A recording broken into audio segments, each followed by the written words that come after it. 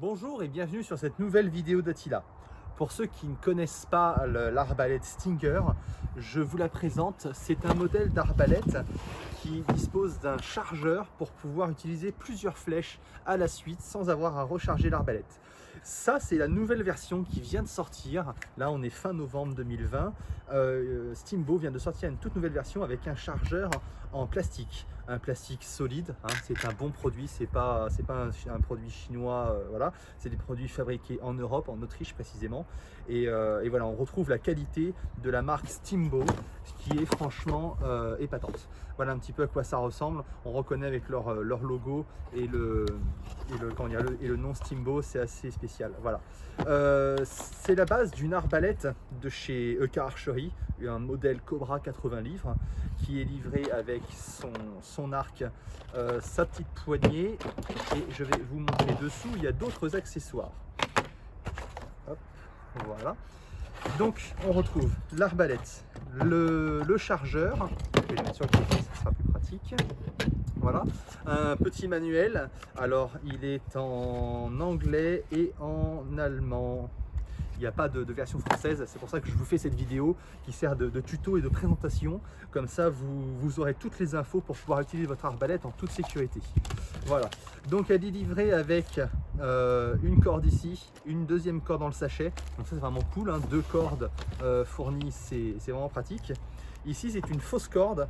Alors, je suis limite un petit peu deg parce que du coup, on était en train de développer des poupées pour arbalète 80 livres et du coup je découvre qu'ils ont fait aussi eux leur propre modèle, donc je pense que je vais voir avec eux pour les proposer sur le site directement, ça nous évitera du développement. Et en fait vous allez voir que du coup c'est la première arbalète 80 livres qui peut être comment dire, installée très facilement comme une arbalète classique en utilisant ce principe de fausse corde. Alors hop, je vais sortir un petit peu tout ce qu'il y a.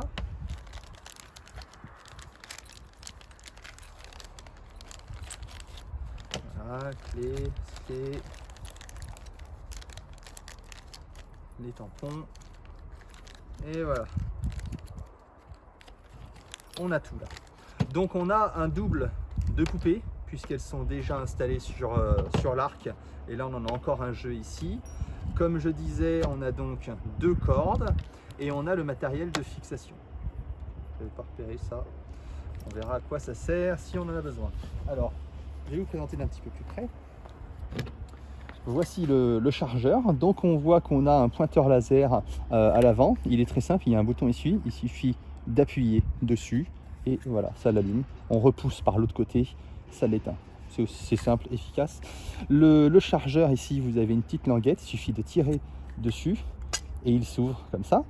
La petite languette ici sert de ressort pour compresser les flèches, les pousser vers le bas. Donc hop, voilà, comme ça. Et pour l'assemblage, donc c'est très simple. Vous voyez qu'ici à l'avant, eh bien, ça s'emboîte tout simplement. Voilà. À l'arrière ici, on va venir, il faut l'ajuster dans ce sens-là. Voilà. Et c'est aussi simple que ça. Voilà. C'est pas la bonne vis, c'est celle-là. Voilà, je mets la vis ici. J'ai les clés Allen qui est fournies avec.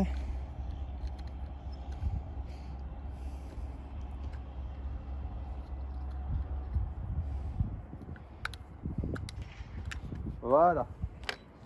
Pour l'arc, c'est très simple à installer. Vous le passez ici dans le trou et vous avez en fait de chaque côté du centre, vous avez des traits blancs. Ces traits blancs vous permettent à faire un alignement comme ceci. Donc vous allez prendre les trois petites plaquettes ici. En fait on a deux plaquettes en caoutchouc. Je vais poser l'arbalète pour vous montrer. Alors, on voit celle en caoutchouc ici et on en a une en métal. Celle en métal va se mettre devant. Alors les caoutchoucs se mettent de chaque côté de l'arc pour le protéger et celle en métal sert en fait à utiliser la vis, à faire comprimer l'arc sans l'abîmer. Si vous ne mettez pas la plaque en métal, la vis va dégrader l'arc et vous allez avoir un problème. L'arc va se casser tout simplement. Donc du coup, je mets un petit caoutchouc par derrière, je plaque ici, un caoutchouc devant et la plaque en métal en façade. Voilà. Je vais approcher ma vis ici. Alors vous voyez, c'est une simple vis BTR. Hein.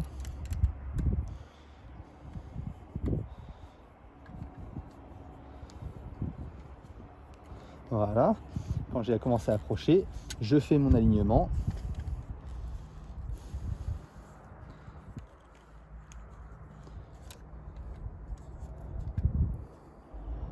Voilà, là on est pas mal. Alors j'aurais peut-être pas dû monter l'arc après avoir monté le chargeur, parce que du coup pour la fausse corde ça va pas être très pratique. Vous le saurez du coup quand vous ferez votre montage. Vous penserez à Attila, vous direz tiens, je vais pas faire comme Attila, je vais d'abord monter l'arc et ensuite je monterai le chargeur. C'est à ça que sert cette vidéo et c'est la première fois que je la monte celle-là, sachant que la première Stinger version Alu, ça fait un petit moment que j'ai fait mon tuto vidéo dessus. Donc voilà, on a notre arc qui est monté. On voit donc ici qu'on a l'encoche pour la corde qui vient ici. Comme ça, la corde elle va venir comme ça. Et en fait l'encoche qu'on a là, donc la deuxième encoche, elle sert elle pour la fausse corde. Alors, la fausse corde, c'est un système super ingénieux qu'ils ont récupéré, c'est pareil, on est en train de travailler là-dessus, une fausse corde ajustable qu'ils ont récupéré de l'archerie en fait, où on a une fausse corde qui s'ajuste en longueur. Et là où je trouve que c'est merveilleusement intelligent, c'est qu'on a donc cette espèce de plaque en plastique avec des numéros dessus. Vous voyez, hop, on a des petits numéros qui sont cachés sur la plaque là. Et ces numéros là en fait vous donnent l'ordre de passage de la corde pour avoir une fixation en fait super solide. Ça fait qu'avec ça, vous pouvez pas, ça ne peut pas se desserrer et vous causer des problèmes. Donc je vais passer ma fausse corde ici dans les crochets prévus à cet effet. Alors, je vais le garder en tension à gauche parce que vous voyez du coup ça a sauté à droite le temps que je le mette. Voilà. Alors là il est pile poil à la taille, je sais pas si c'est fait exprès ou pas, mais du coup il est pile poil à la taille. Donc là j'ai plus qu'en fait à armer l'arbalète. Donc du coup je lève le petit loquet ici, vous voyez la crosse elle est solidaire. Si je lève le petit loquet ici, ça permet de libérer le mécanisme d'armement. J'arme l'arbalète. Alors vous faites super attention quand même, parce que là du coup il n'y a rien qui retient la fausse corde là. Si vous mettez un coup dans la fausse corde, elle saute. Et là, attention à vous. Donc ensuite je mets la corde. Alors faites attention, mettez jamais vos doigts dans la zone du triangle. Hein, toute cette zone là, vous prenez entre les branches, le mécanisme d'armement et ici, ne passez jamais vos doigts là-dedans. Donc la corde, vous la passez par le dessus et vous la récupérez de l'autre côté sans rester les mains à l'intérieur. Si jamais il y a un incident, c'est comme je vous disais, la zone de danger, ce triangle là, je donne pas cher de vos doigts si jamais la corde se déclenche avec vos doigts au milieu. Alors, voyez, petit détail. Voilà, on va faire comme ça. Voilà, faire attention parce que du coup on a le renfort de la corde ici, il est rigide, il faut qu'il passe bien entre les deux. Voilà, on passe de l'autre côté ici, j'ai passé, c'est aussi simple que ça. Voilà. Alors je vais tester une manœuvre que j'ai jamais testée avant. On va voir ce que ça donne.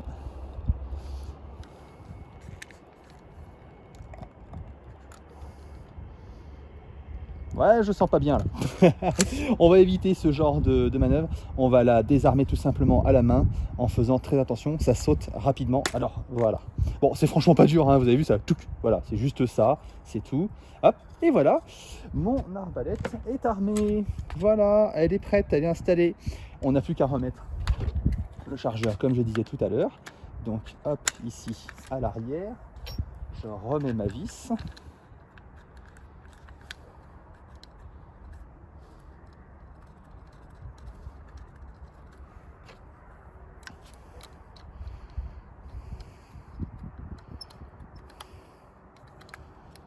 Voilà, on a la grande vis qui est ici, va venir pour... je vais essayer de ne pas perdre les morceaux.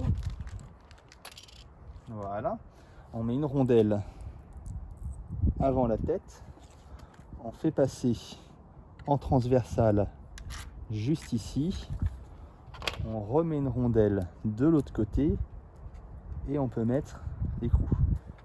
Hop là, je fais le plastique avant qu'il s'envole. Pas envie de courir après le plastique pendant la vidéo. Voilà. Je visse. Bon là je vais pas le serrer fort parce que du coup c'est juste pour faire ma vidéo. Je vais juste faire un tir. Donc du coup, enfin quelques tirs, donc il n'y a pas besoin du coup de serrer beaucoup. Voilà.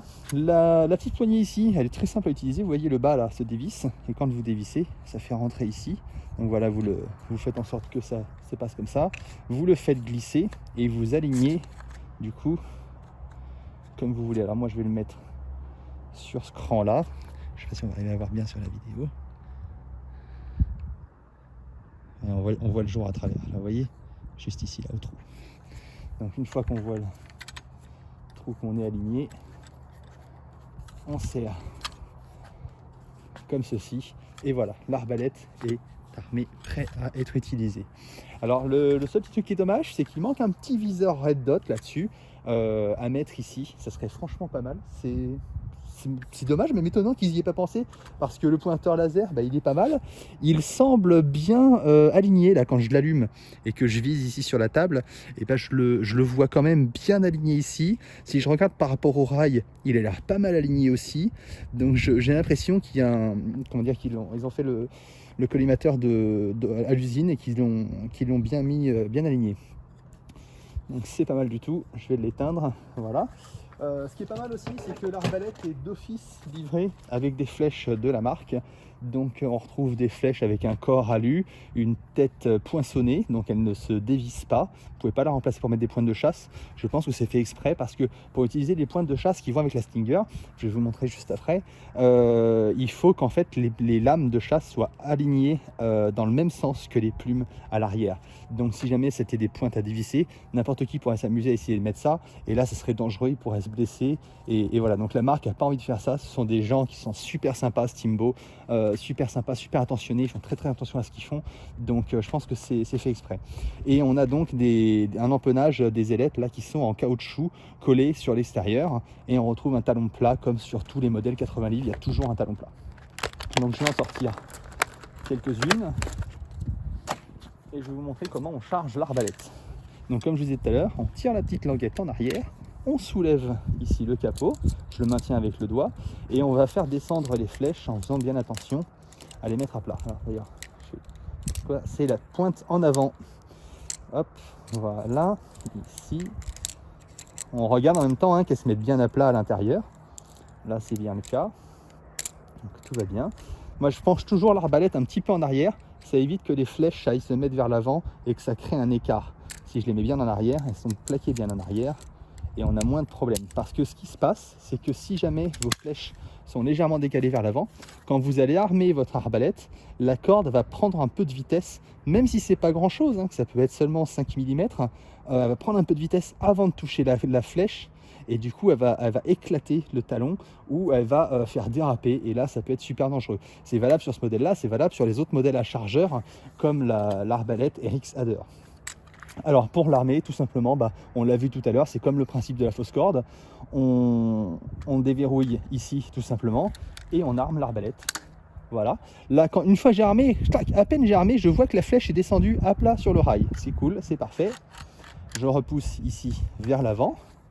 Donc la sécurité, pour l'enlever, en fait, vous voyez que là il y a la sécurité qui est mise. En fait, c'est une petite lamelle en métal ici qui descend. Et tant qu'en fait vous n'avez pas enlevé la sécurité, ça vous empêche d'appuyer sur la gâchette et de faire remonter du coup la corde. La corde est retenue comme ça. Si elle remonte, elle vient frapper la flèche. Donc du coup, on pousse la sécurité en avant comme ça. Là, on est bon. Je vais viser la cible qui est là-bas et je tire. Voilà. Bon là j'ai visé un peu bas parce que j'ai pas fait attention. Mais voilà le principe. Hop, je réarme. J'enlève la sécurité et je tire. Voilà, là mon deuxième tir était déjà beaucoup plus précis parce que je vois un petit peu comment vise l'arbalète. Là je sais qu'il faut viser un petit peu haut et voilà. Et franchement c'est pas mal, je suis à 10 mètres sans appareil de visée. On vise quand même, là je groupe sur à peu près 15 cm les tirs sans organe de visée. Franchement je trouve que c'est vraiment pas mal. C'est vraiment une très bonne arbalète, un système qui est super bien pensé, super ingénieux. En tant que j'y suis, je finis de tirer. Oh là là, dans le jaune là. Hop là, il n'y a plus de flèches. Alors attention, ne surtout jamais tirer à vide. Si jamais vous avez armé votre arbalète et que vous voulez la libérer, voilà. Moi je fais comme ça. Ne jamais tirer à vide avec une arbalète, je le dis dans mes vidéos la plupart du temps, des fois j'oublie, mais c'est une règle que vous retrouverez partout sur le site internet, que vous retrouverez ici écrit sur toutes les arbalètes que vous pourrez acheter. Do not dry fire, ne pas tirer à vide. Donc si jamais vous tirez à vide, l'énergie de la corde ne poussera pas de flèche et elle va résonner ici, l'onde de choc va remonter, casser les boucles de la corde. Quand c'est une arbalète à poulie, ça peut tordre les poulies, ça peut casser les branches. C'est vraiment destructeur, c'est impressionnant. Si vous avez un ami qui pratique l'arc, ou vous avez déjà pratiqué le tir à l'arc, vous le savez qu'on tire jamais à vide. Et bien là, l'arbalète, c'est pareil. Donc si jamais vous l'avez armée, vous la recevez à la maison, vous la montez parce que vous êtes content, et puis hop, vous l'armez, et là vous dites « Ah, je fais comment pour tirer? Je ne vais pas tirer dans le salon, si je touche la télé, le canapé ou la grand-mère, ça ne va pas le faire. » Donc du coup, moi, j'enlève la sécurité, je remets le mécanisme ici en arrière et je l'appuie contre moi. J'ai enlevé la sécurité, donc je déclenche la corde et en fait, hop, voilà, ça revient tout doucement, franchement. Il n'y a aucun effort à faire, c'est pas dangereux, ça fait pas mal et vous craignez rien. Et votre arbalète est désarmée. Voilà, j'espère que cette vidéo vous a plu, qu'elle était suffisamment complète. Si vous avez des questions, n'hésitez surtout pas. Je vous mets le lien de la cible en commentaire dans la vidéo. Et je vous mets aussi le lien de l'arbalète avec un petit viseur, pourquoi pas si ça vous intéresse, un petit viseur à vitre, ce qu'on appelle les Ratex. Voilà, donc n'hésitez pas à nous poser des questions en commentaire sur la vidéo YouTube ou directement en nous contactant sur le site internet si vous êtes intéressé. Je ne l'ai peut-être pas précisé, mais pourquoi cette version plastique? Parce qu'en fait elle est beaucoup moins chère du coup que la version complètement alu usinée de la première version de la Steamboat AR6 Stinger. Là la version polymère du coup est quand même beaucoup moins chère, vous allez le voir, je vous mets le lien. Voilà, je vous remercie d'avoir regardé cette vidéo et à bientôt sur Attila.